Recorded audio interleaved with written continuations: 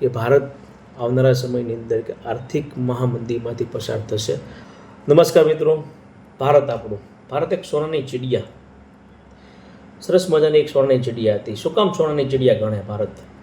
કે ભારત એક ખેતી પ્રધાન દેશ છે. ભારત ખેતી પ્રધાન દેશ છે. ભારતના ખેડૂતો ભગવાન છે. ભારતના જે કિસાન છે એ ભગવાન છે. આજ ભારતની અંદર જો ખેડૂત ન હોત તો આપણો દેશ સોનાની ચિડિયા ન ગણાત. પણ આપણા દેશને ઘણા વર્ષોથી, ઘણા લાંબા સમયથી એક નજર લાગી ગઈ છે અને આપણો દેશ ધીમે ધીમે એમ લાગે કે પાછો જતો એવો લાગે છે.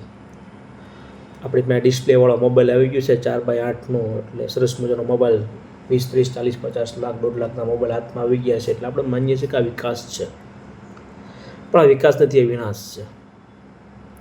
આપણે એ જ વોટ્સઅપમાં મેસેજ આવે છે અને આપણે એને સાચું માની લઈએ છીએ અને પછી આપણે એના ફોરવર્ડ કર્યા કરીએ છીએ. એ જ બધું ભારતમાં આમ તેમ બધું ચાલી રહ્યું છે. એક મોટામાં મોટું જે જીડીપીનો ગ્રોથ હોય છે એ ફક્ત મોબાઈલની અંદર ઊભો થાય છે અને આપણે સત્ય માની લઈએ છીએ.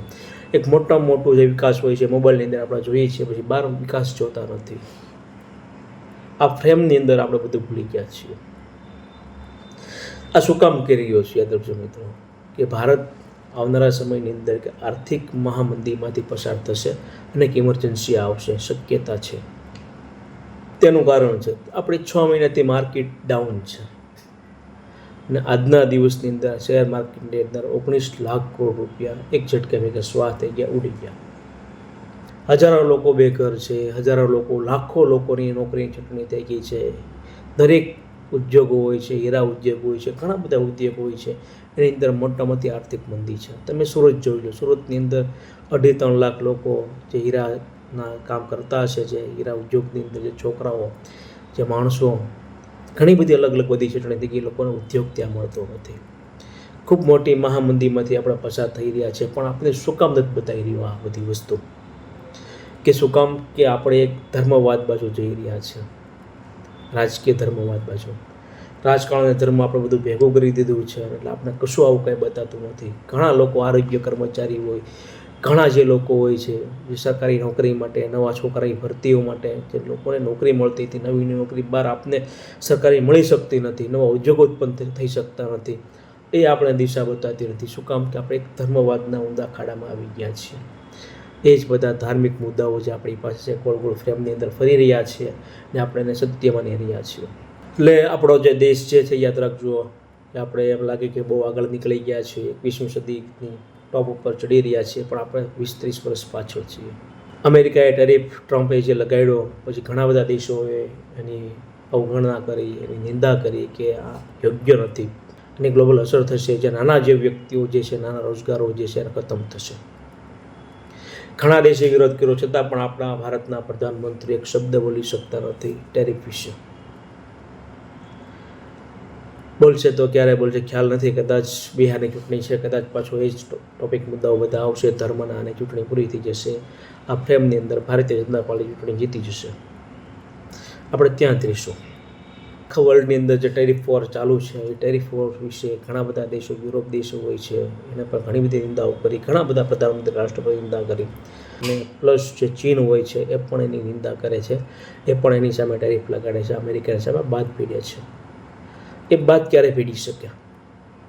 આપણે પણ બાદ પીડી શકીએ છીએ.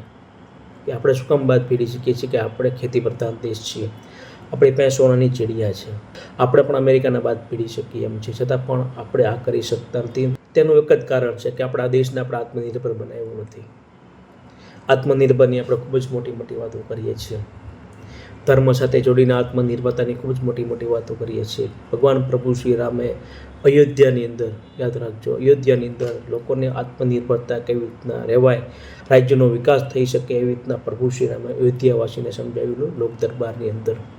એક લોકતંત્ર દેશની અંદર લોકતંત્ર દરબાર ભરાતો પ્રભુ શ્રી રામના રાજની અંદર, એના રાજ્યની અંદર. લોકોને ખેત મજદૂરો માટે, આરોગ્ય માટે, શિક્ષણ માટે, અલગ અલગ ઘણી બધી, શહેરી વિકાસ માટે, વાણિજ્ય માટે અલગ અલગ ઘણી બધી અલગ અલગ વ્યવસ્થા કરી હતી. લોકો નિર્ભરતાથી લોકો એનો બિઝનેસ કરી શકે અને આત્મનિર્ભરતાથી દરેક લોકો કામ કરી શકે, અયોધ્યાના દરેક ઘરવાસીઓ કામ કરી શકે, એવી રીતના આત્મનિર્ભરતાથી લોકોને તૈયાર કર્યા હતા. તે સમયની અંદર રાજા રામનું નામ, પ્રભુ શ્રી રામનું નામ અખંડ ભારતની અંદર ખૂબ જ વિશાળ બન્યું હતું. કે એમના દેશ માટેના રાજ્ય માટેને શું કર્યું, કે એટલું બધું ગ્રોથ ઉપર આવી ગયો, વાણિજ્યનો, સામાજિક, શિક્ષણ, આરોગ્ય જબરજસ્ત લોકોને મળી રહ્યું છે, લોકોને નોકરી ધંધા મળી રહ્યા છે, ખેતી ઉત્પાદન થઈ રહી છે. એ હતો અયોધ્યા રાજા રામનો કમાલ. આજના દિવસે આપણે આત્મનિર્ભરની વાતો કરીએ છીએ, પણ ફાયદો કોને થાય? જસ્ટ પૂંજીપતિઓને. આ જીડીપીનો ગ્રોથ આપણને ડાઉન ન બતાય કે દેશ આર્થિક મંદીમાં જઈ રહ્યું છે ન બતાય, એની માટે અલગ અલગ ઘણા બધા મુદ્દા આપણે બતાવી રહ્યા છીએ. ક્યારેક હિન્દુ મુસ્લિમના મુદ્દાઓ આવશે, વફક બોર્ડના મુદ્દાઓ આવશે, ક્યારેક ઉદ્યોગપતિના છોકરાઓ મંદિરે જતા છે, પગપાળા જતા હશે, બધા અલગ અલગ બધા ન્યૂઝ બતાડવામાં આવશે. દેશ આર્થિક મંદીમાં ફસાઈ રહ્યો છે એ ન્યૂઝ તમને જોવા નહીં મળે. ભારત દેશની અંદર ઘણા બધા લોકોએ આર્થિક મંદીની હિસાબે આત્મહત્યા વધી છે. આ એક ન્યૂઝ છે. છતાં પણ આ બધું ન બતાય એની માટે થઈને બધા વફક બોર્ડના બધા બિલ પાસ ને આ જમીન ને ધર્મ નામના આવી રીતના ગોળ ગોળ આપણે ફેરવશે ને ક્યારેક શ્રીલંકા લઈ જશે ને ક્યારેક થાઈલેન્ડ લઈ જશે ને બધું ગોળ ગોળ ફેરા કરશે ફ્રેમની અંદર, આ મોબાઈલની ફ્રેમની અંદર. કે ખરેખર શું છે? વફક બોર્ડનું જે બિલ છે એ પાસ થયું ને આપણે એટલા બધા રાજી થયા. આ કોઈને કાંઈ લેવા દેવા છે નહીં. યાદ રાખજો, આ વફક બોર્ડની જમીનની સાથે આપણે કોઈને કાંઈ લેવા દેવા નથી.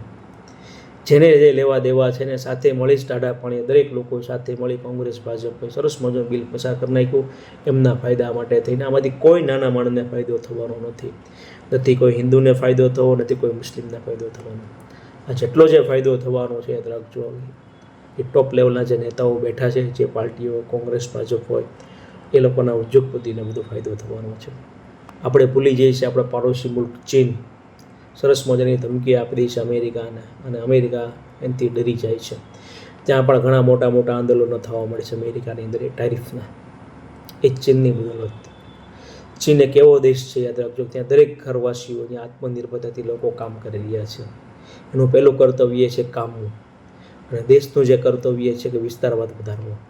ત્યાં લોકો ધર્મવાદને સમજતા યાદ રાખજો. ધર્મની જગ્યા હોય છે, ધર્મ મંદિર સુધી હોય છે, ધર્મ હૃદય સુધી હોય છે, પણ દેશને આગળ લાવવો હોય તો વિસ્તારવાદ તરફ આગળ વધવું પડે.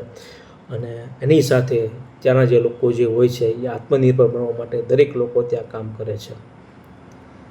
અને આપણા દેશની અંદર આપણે ખેત મજૂરો જે કામ કરે છે, ખેડૂતો કામ કરે છે, અને શોષણ કોણ કરી જાય છે? મોટા ઉદ્યોગપતિઓનું શોષણ કરી જાય છે.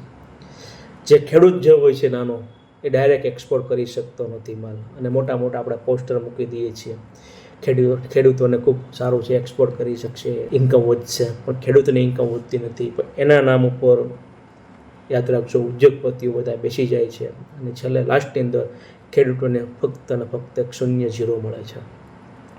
પાછો એ જ ખેડૂત જ્યારે વાવણી કરવા મળે છે અને ખેતી કરવા મળે છે, અને પાછો એ જ સામાન પાછો ઉદ્યોગપતિ અને વેપારીને વેચવા મળે છે. એ આપણો દેશ છે.